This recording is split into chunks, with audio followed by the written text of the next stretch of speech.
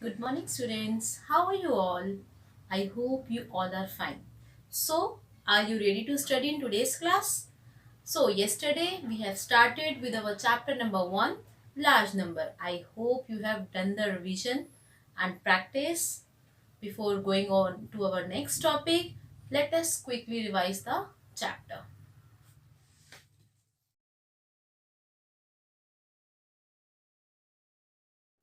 Okay, students, let's start. So, the large numbers are the numbers that are beyond 9999. If we talk about the largest six digit number, the largest six digit number is 9,99,999, and when we add 1 to it, we get the smallest seven digit number, that is 10 lakh. Similarly, the largest seven digit number is 99,99,999, and we add 1 to it, we get the smallest eight digit number, that is known as 1 crore. Similarly, when we move further, we just get 9 crore 99 lakh 99,999, that is the largest eight digit number. Again, if we add 1 to it, we get the smallest 9 digit number, that is 10 crores. Okay, so how to read the numbers? For reading the larger number, we always read the given number from left to right, that is from the highest period to the smallest period. We just have to mark the periods and have to read the digits in a period together. So it will be easier for us to read the large number. Similarly, for writing the large number, we just put a comma in between the periods. Okay, so if we see the place value chart, we just count the periods, we just mark the periods and name the places in each periods from left to write the larger numbers, whether it is 8 digit number, 9 digit numbers, or so on. After that, we have done the concept of face value and place value. What is face value? The face value of a digit in a number is the value of the digit itself regardless of its position in the number. It means the face value of a number is same to that of the value of the number. And if we talk about the place value of a digit in a number depends upon the place it occupies in a place value chart. Okay, so the place value of a digit, we can also say that it is the multiplication of face value and place of the digit in a place value chart. We have done it with the help of example earlier. One thing we have to remember, that the zero digit always have a place value and face value as 0. Whatever the position it occupies, it doesn't matter. So if a zero digit is taken in an example, the face value and place value both will come as 0. After that, we have done the Indian and international system of numeration. What is the difference between the Indian and international system? The ones period has three places, the thousand and lakh have two each in Indian system, whereas the international system all periods have three places. Similarly, the name of the places ones, tens, hundred, thousand, and 10,000 lakhs and so on is in the Indian system, whereas in the international system the names of the places are ones, tens, hundred, thousand, 10,000, 100,000, millions, and so on. However, in both the systems, the first five places remain the same, that is up to 10,000. The rules for writing the names in international system of numeration are same as that of Indian system of numeration, except the difference of places and periods. After that, we have done and learned about the different ways of expressing a number. There are many ways of expressing a number, like for example, we can express it in its expanded form or in its standard form. What is an expanded form? Writing a number as the sum of place value of its digit is called the expanded form of that number, whereas the standard form or the short form of a number is given by combining the face value of each digit at the correct place. So this was all about the concepts that we have studied yesterday. Now today we are going to start with our next topic. So the first topic that we are going to start today is of predecessor and successor. So students, the concept of predecessor and successor is not new to you. You have studied it earlier in your previous class also. So the question arises here is that what is predecessor?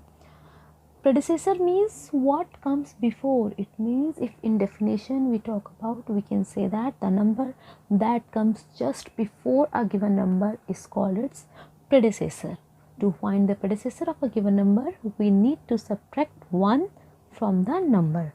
Similarly, if we talk about the successor, successor means that what comes after. So in technical form, if we talk about the definition, so the definition of successor will be the number that comes just after a given number is called its successor.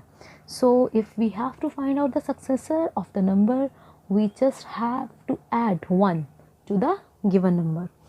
Let us take an example to understand this concept clearly. So in the first example, I have taken 42,60,831. So as I have told earlier, to find out the predecessor, we have to subtract 1. So when we subtract 1 from 42,60,831, we get the predecessor as 42,60,830. Similarly, to find out the successor, we have to add 1, and when we have added 1 to 42,60,831, we get the successor as 42,60,832. Let's take another example of a larger digit. Now in this digit, I have taken 3,56,45,078, and to find the predecessor, I have just subtracted 1 from the given digit, and I get the answer as 3,56,45,077. Similarly, to find out the successor, I have just added 1 to it, and I get the answer as 3,56,45,079. So I hope the concept of predecessor and successor is clear to it. It is very easy. You just have to subtract 1 to find predecessor, whereas you have to add 1 to find successor. You can take many more examples and practice on your own to clarify your concept. Okay, so now let's move to our next topic. So our next topic is comparison of numbers. Numbers can be compared by the place value of the digits in the numbers. In the previous class, we have learned to compare smaller number. We shall follow the same rules for the comparison of bigger number. So the rule number 1 is, if two numbers have different number of digits, then the number with more digits is the greater number. For example, I have taken here the example as, the first example is 63,89,210, whereas the second digit is 2,16,430.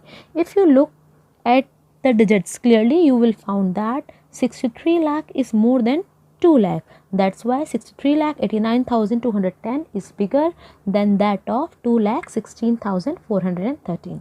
Okay, so let's move on to our next rule.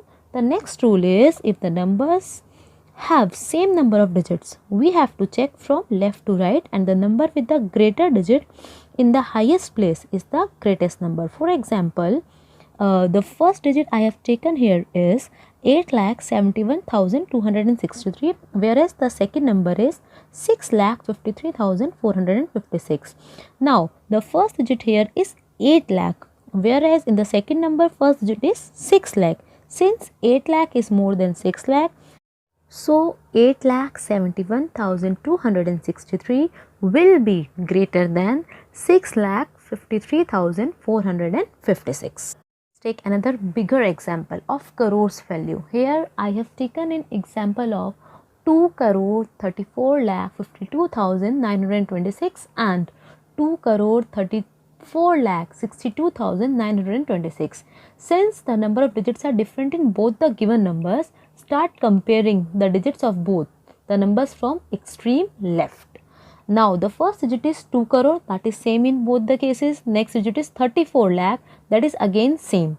Now if we compare the next place, we just found that the first digit has 52,000 in it, whereas the second digit has 62,000 in it. Since 52,000 is less than 62,000, so here the second digit is greater. So here we get that 2,34,62,926 will be greater than 2 crore 34 lakh 52,926. Similarly, you can take many more examples to clarify your concept. So let's move to our next topic. Our next topic is forming numbers. For the formation of numbers, you have to follow certain rules. First, to form the greatest number with the given digits, arrange the digits in descending order. Yes, to form the bigger number, you have to arrange the digits in descending order, that is from bigger to smaller. Second one is, forming the smallest number with the given digits is also easy. You just arrange the digits in ascending order. Ascending order means you have to arrange the digits from smaller one to bigger one. Next is third one, for the smallest number we cannot proceed 0 at the extreme left. It always comes in the second place from the left. It means that you cannot make a digit with the starting of 0. It will become wrong. If there is 0 in the digit, you have to put in the second place from the left. So I think rules are clear. So let's take some examples to clarify your concept. In the first example, I have taken the numbers 4, 1, 3, 0, 7, 2, 5. To form the greatest number, let's arrange the digit in descending order. The arrangement of digits will be 7, 5, 4, 3, 2, 1, 0. So the greatest number formed here is 75,43,210. Similarly, to arrange the smaller number, we have to arrange the digits in ascending order. So after arranging the ascending order, we just found the digit as 1, 0, 2, 3, 4, 5, 7. So we get the smallest number as 10,23,457. Just remember that I have put the 0 on the second place, not on the first place, because if I put the 0 on the first place, the answer will become wrong. According to rule, you have to keep the 0 on the second place from the extreme left. Let's take another example. In the next example, I have taken the digit as 8, 6, 7, 5, 2, 3. So after arranging in descending order, I get the greatest number as 8,76,532. Whereas after arranging in the ascending order, I get the smallest number as 2,35,678. So you can take more examples of your choice to clarify your concept better. Okay, so now let's move on to our next topic. The name of our next topic is rounding of numbers. What is rounding of numbers? Rounding of numbers means making a number simpler but keeping its value closer to what it was. It means that when we round off a number, we keep the approximate number rather than the exact number. Rounding the number gives a value of the number which is very close to the actual value. The result here is less accurate, but it is easier to you. Okay, so rounding off can be done in 3 different ways. We can round off a number to the nearest tens, we can round off the number to the nearest 100 and nearest 1000 and so on. So in this class, we are going to study about the 3 types only, that is rounding off to nearest tens, nearest 100 and nearest 1000. Let's talk about the rounding off to nearest tenth. To round a number to the nearest 10, we first find the 2 tens between which the number lies. Next, find the 10 which is closer to the number and round off to the number to the nearest 10. Let's take an example. In the given example, I have to round off 225 to the nearest 10. Here, 225 lies between 220 and 230. In this situation, the midway number is always rounded to the largest tens. Therefore, 225 rounds to 230. Similarly, we can proceed for the other number. Let's move on to rounding off to the nearest 100. To round a number to the nearest 100, we first find between which hundreds the given number lies. Next, find the 100 which is closer to the number and round off the number to that 100. For example, I have to round off 604 to the nearest 100. Here, 604 lies between 600 and 700. Since 604 is closer to 600 than 700, therefore 604 rounds to the nearest 600. Let's move to the rounding off to the nearest 1000. To round a number to the nearest thousand, we first find between which thousands the given number lies. Next, find the thousand which is closer to the number and round the number to that thousand. For example, I have taken here the number 2165, that is 2165. The 2165 lies between the number line 2000 and 3000. However, 2165 is much more closer to 2000 in comparison to 3000. Therefore, we just round off 2165 to 2000. So, this is the concept of rounding off. However, there are some shortcut methods also to round off the numbers. First, to round off to a number to the nearest tens, observe its ones digit. If ones digit is less than 5, replace the digit by 0 and retain the other digit. However, if ones digit is 5 or more than 5, increase the tenth digit by 1 and replace the one digit by 0 and retain the other digit as there. Similarly, to round off 400, we observe the number. First, if the number formed by the tens and ones digit is less than 50, replace the tens and ones digit by 0. However, if the number formed by tens and ones digit is 50 or more than 50, increase the 100 digit by 1 and replace the tens and 1 digit by 0. Similarly, if we have to round off for the number to the nearest thousand, observe the numbers.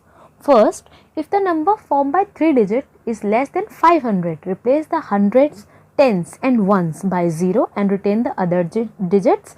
If the number formed by 3 digit is 500 or greater than 500, then increase the thousand by 1, replace the 100, tens and ones by 0 and retain the other digits as they are. So, both methods are useful. You can use the shortcut method or number line method to round off the numbers. To clarify the concept further, you have to do a lot of practice. Now, let's move on to our next topic. The name of our next topic is Roman numerals. Roman numerals are not new to you. You have studied about them in your previous class also. So, the Roman numeral system is the numeral system of ancient Rome. It is based on the letters of English alphabet which are combined to signify their values. Roman numerals are mainly used because of their historic importance. The ancient Romans used the letters arranged from the greatest value to the least value starting from the left. The basic symbols used by the Romans to write the numerals were 7 letters of English alphabet. They are given in the table with their values in the Hindu, Arabic, Roman numerals. However, there are certain rules for reading and writing the Roman numerals. These are as follows. Rule number 1. Symbols are repeated to denote addition. Rule number 2. Symbols can be repeated a maximum of 3 times. Rule number 3. Symbols V, L and D cannot be repeated. It means only I, X, C and M can be repeated. Next, rule number 4. Smaller numeral on the left is subtracted from the larger numeral on its immediate right. Next rule is rule number 5. Smaller numeral on the right is added to the larger numeral on its immediate left. And the last rule is rule number 6. Smaller numeral between the two large numerals is subtracted from the one on its immediate right. Let's take some examples to clarify the concept of Roman numerals. In the first example, I have to write the Roman numeral for 57. So, as you know, L represents 50, V represents 5. I represents 1 plus 1, that is equals to 2. Therefore, 57 can be written as L, V, I. So, what we have done? We have done the addition of L plus V plus I to get the 57. In the next example, I have to write the Roman equivalent of 369. As you know, C represents 100. C represents 100 plus 100 plus 100, that is 300. L represents 50. X represents 10. LX represents 50 plus 10, that is 60. IX represents 10 minus 1, that is equals to 9. Therefore, 369 can be written as CCC LX IX. So, I think this will be clear to you. So, you have to follow these rules and have to understand the rule to write the Roman numerals clearly. Okay. So, I think this concludes the chapter. Let us recall what we have studied in this chapter. The first one is the periods must be separated by using commas. Second one, the first 5 places in the Indian and international system of numeration are same. The 6th place in the Indian system of numeration is lakh. The 6th place in the international system of numeration is 100,000. The number with more digits is greater than the number with fewer digits. The largest and smallest number can be formed with the given digits by arranging the digits in descending and ascending order respectively. For a given number, its predecessor is always lesser and its successor is always greater than the given number. So students, this was all about the large numbers that you have to study in this class. For further understanding, you have to practice a lot. Tomorrow we are going to continue with our next topic. Till then, do the revision thoroughly, keep practicing, work hard. Okay, so see you tomorrow. Bye.